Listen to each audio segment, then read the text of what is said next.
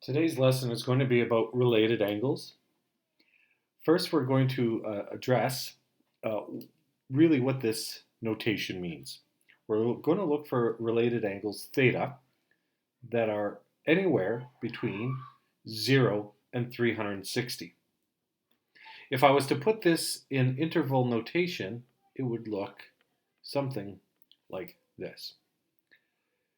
So I'm going to start off with the definition. A definition of a reference angle theta r, or what the courseware called alpha, is an acute angle formed between the terminal arm of theta and the x-axis. Another way to think of a reference angle is it is the distance between the terminal arm and the closest x-axis. Consider the following four angles: 30, 150, 210, and 330.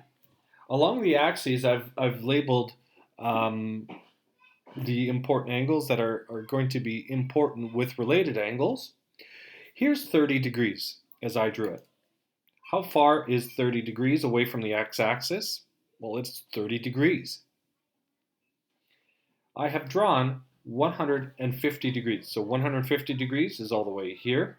How far away is 150 degrees away from the x-axis? It is 30 degrees. So 30 degrees away from 180. 210, again, so it's 180 plus 30, 210.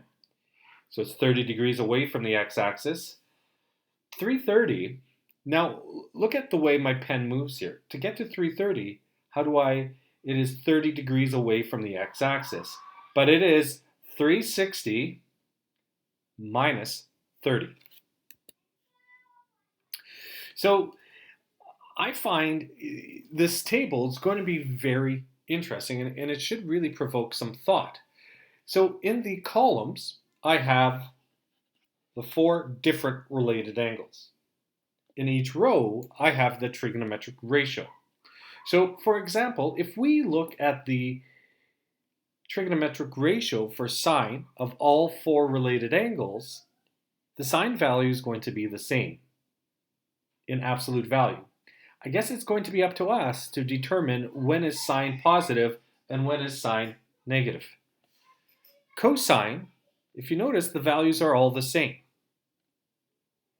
I guess it'll be up to us to determine where is cosine positive, where is it negative.